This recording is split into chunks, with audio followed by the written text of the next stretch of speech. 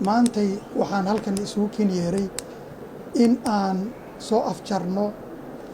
warar cabashooyina oo baryahan dhex wareegayay baraha bulshada taasoo ah in dhibaato lagu qabo helitaanka fasaxa lagu shaqaysto jaadka. marka waxaan rabnaa cabashooyinkaas in aan insha allahu tacaala maanta inaan soo afjarno shacabka Soomaaliyeedna aan u jeexno wadada ugu saxsan ugu sahlan oo ay ku heli karaan in ay ganacsigaas la yimaadaan wadanka. ganacsiga jaadka wuxuu isu kor saaran yahay laba qaybood. qayb waa qofka ganacsada ahi inuu wadanka ganacsi keeni karo, wasaaradda ganacsiga ayaa shatiga laga soo qaataa. qaybta kalena waa in dayuuradii soo qaado ganacsigaas ayna keento wadanka. ugu horreyntii waxaan rabaa inaan ganacsatada Soomaaliyeed u caddeeyo in aanay jirin cid ay u xiran tahay ganacsiga jaadku. qof kasta oo muwaadina oo Soomaaliyeed oo shuruudaha ganacsiga wasaaradda ganacsiga iyo dayuuradda shuruudaha ku xiran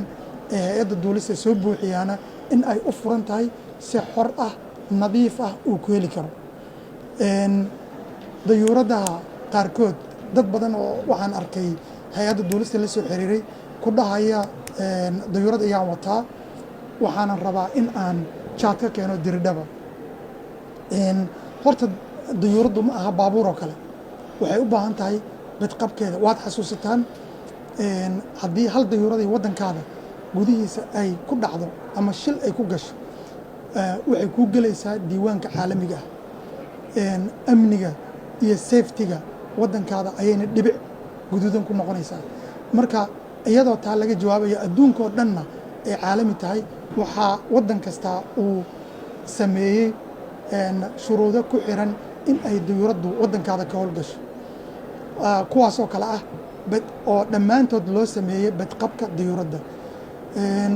ka soo qaad dayuuradda inay ku jirto caymis, in ay maaragtay dayactirkeedu dokumentigeedu inuu sidii la raba yahay, bayloodyada caafimaadkooda inuu caafimaad qabaan, taasoo mar dhexdaana adduunka lagu soo rogay. wax la leeyahay release to service liis dheer oo shuruudo ah ayaa jira oo operatorada dhan aan la wadaagnay oo maaragtay halkan ku qoran ayaa jira. qof kasta oo ganacsada oo raba dayuurad inuu la yimaadana kaas ayaan la wadaagnaa, gacanta ayaa laga saaraa. haddii uu soo buuxiyo wasaaradda ganacsigana kala yimaado inuu waddanka ka ganacsan karo, shuruud kale oo xanibaysa ma jirto. xitaa waxaan samaynay si aan ugu sahlno ganacsatada Soomaaliyeed inay fasax helaan, waxaan samaynay emailka hay'adda oo fasaxa ku bixino ayaan u daabacnay meel kastana ay ka heli karaan oo maaragtay ska@ska.gov.so ah. marka dowladda Soomaaliyeed waxaa principal u ah in ay promote garayso ama kor u qaado ganacsiga xorta ah. nin kasta qof kasta oo Soomaaliyeed oo dayuurad caafimaad qabta wata oo dayuuraddiisu aanay ahayn dayuurad passenger oo cargo loo soo sameeyey. dayuuradaha laba qaybood ayaa loo sameeyey oo waxaa la yidhaha configurationka oo cabinka dayuuradda sida uu u samaysan yahay. dayuuradna waa dayuurad passenger loo sameeyey oo soo qaadi karta rakaab. dayuuradna waa dayuurad suumankii leh hool ah wax kursiga ku xirnayn loo design gareeyey in ay soo qaado cargo. dayuuraddu waa inay tahay dayuurad cargo soo qaadaysa. ma rabno inaan aragno ceeb ayay ku tahay dowladda Soomaaliya, dhibic ayayna nagu noqonaysaa gaduud ah oo taariikhdeena gasha haddii aan isla soo saarno jawaano jaada iyo passenger hal dayuuradda inaan isla soo saarno. marka shuruudahaas degsan oo qof kasta si nadiifa loola wadaagayo ganacsatada Soomaaliyeed weliba loo fududaynayo khubaro ka caawiso ay hay'addu u maaragtay allocate garaysay ayaan rabaa in aan ummadda Soomaaliyeed la wadaago. bataatanna meel ay ka soo gasho dowladda Soomaaliya siyaasaddeeda in shakhsiyaad ama dad qura market nooca loo xadido, not only jaadka laakiin market ba jira in shakhsiyaad loo xadido siyaasadda Soomaaliya totally ka mid maaha.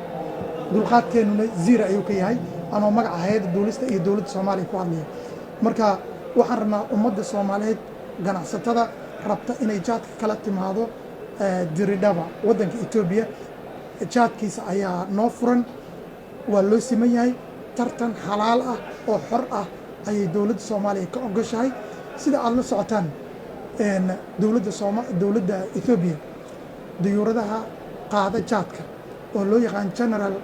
aviation loo yaqaan oo aan ahayn diyuuradaha flakari ah oo diyuuradaha calanka dowladaha ku duulo way ku yaryihiin dalka Ethiopia dad ganacsataa oo noo yimid oo waxaa jira wata diyuurad waddan kale ka diiwaan gashan oo aan Ethiopia ka diiwaan gashanayn marka diyuuradaasoo kale waxay u baahan tahay horta iyadii in fasax looga helo dowladda Ethiopia inay ka dhex shaqayso because waddan kale ka diiwaan gashan tahay dowladda Ethiopia kama diiwaan gashan kadib ayaa dowladda Soomaaliya ayadoo hubinaysa in diyuuradda caafimaadkeeda sax yahay dowladda Ethiopia inay ka shaqayso civil aviation oo siiyay fasax kadib aan annaga keena siinayna marka intaas ayaan rabay inaan idila wadaago ganacsigu waa xor qof oo u xiran yahay ma jiro hay'adda duulista ayaana ah hay'adda ugu dambaysa ee fasaxa diyuuradaha bixisa iyadii anoo magaceeda maanta ku hadlaya waxaan idiin caddaynayaa muwaadin kasta oo Soomaaliyeed oo waxyaabahaas bidqabka sharafta waddanka oo naga dhaxaysa ku xiran soo buuxiya inuu si sahlan u heli karo fasaxa diyuurad inuu uga keensado jaad magaalada Diridhaba ama waddanka Ethiopia oo ku keeno waddanka Soomaaliya aad baa u mahadsantihiin ganacsatada maalin dhaweyd cabanaysay soo bandhigan diyaaradaha qaadka ee dowladda xoriyay kahor intaysa cabashadooda ay warbaahinta aan la wadaagin wax macluumaad ay la wadaageen ama cabashada iyo habka ay tahay inay u maraan oo adiga la soo gudbinaysa ma jirta shacab ama ganacsatadana la soo xiriiray way jireen email nagu la soo xiriiray in person shakhsiyan u yimid xafiiska hay'adda duulista dhammaantoodna waa la wadaagay shuruudahan marka muhiimku wuxuu yahay shalay iyo daraad waxba kama bedeli karno berrita ayaan ka tashan karnaa waxna ka bedeli karnaa ganacsato kasta oo Soomaaliyeed soo buuxiya badqabka diyuuradda iyo shuruudihii looga baahnaa wasaaradda ganacsiga iyo canshuur bixiye ah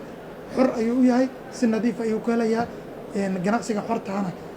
waaba mandatekeena koowaad inaan promote garayno shuruud kale kuma xirno arrintan oo ganacsatada qaadka nolol weyn ayay saameyn ku yeelatay qoysaska ciriiriga qaadka ee ganacsigiisa haddii ahaan lahayd saadaasha hawada ood adigu madax ka tahay haddii ahaan lahayd wasaaradda ganacsiga ma dhici kartaa in jirto gacan saddexaad iyo idinku inaad kulan isku daydan inaad la qaadataan maxaase diidan halka aad fariin media u marin lahayd taasoo ka qurux badan in heshiis aad gaartaan dadkuna ay noqdaan dad ku soo gaari horta xafiisyada dowladdu shacabka ay u adeegaan shacabkuna wuu garanayaa meel kasta oo dani uga xiran tahay xafiiska uu aadi lahaa wuu yaqaanaa matalan hay'adda duulista waxaa loo soo aadaa fasax diyuuradeed in aad shakhsiyaad aad casuumtana waxaa ka fiican in aad media marsiiso si shacabka Soomaaliyeed dhan dal iyo dibad ay ku dhageystaan marka inaan maximum number gaarno ayaa nagu kaliftay inaan idii wacno marka shacabkii Soomaaliyeedna waxaan u cadaynaynaa fasax diyuurad ayay u soo aadi lahayn hay'adda duulista diyuuradda aan isla hubinno inaanay waddankeena iyo shacabkeena risk ku noqon oo aanay waddankeena ku dhex dhicin dhibic madow ayna nagu noqon kadibna markaan isla hubinno ayadoo cad oo miiska saaran ayaad fasaxaada helaysaa muhiim ma aha inaad xafiiskeena timaado emailka hay'adda ayaad ku soo diri kartaa qaybta flight operationka la yiraahdo oo u xil saaran fasaxyada diyuuradaha ayuu ku soo dhacayaa wixii lagaaga baahan yahay iyagaa email kugu soo weydiinaya kadibna barmidkaadii oo nadiif ah oo aad ku ganacsan karto gacan saddexaad u baahnayn ayaad helaysaa hay'adda duulista bixisa shacabka Soomaaliyeed ganacsadaha u baahan marka ganacsadihii iyo hay'adda duulista cid u dhaxayn kartaa ma jirto hay'adda duulista waxaa khuseeya horta diyuurad ganacsiga in la allocate gareeyo iyo hay'ado kale ayaa iska leh marka anigu waxaan idiin sheegayaa diyuurad xanibaad ay saaran tahay inaanay jirin ganacsade xanibaad aan saarnay inaanay jirin dhammaantood xor ay yihiin qof kasta oo soo buuxiya badqabka diyuuradda fasaxiisa hore ayuu ka helaya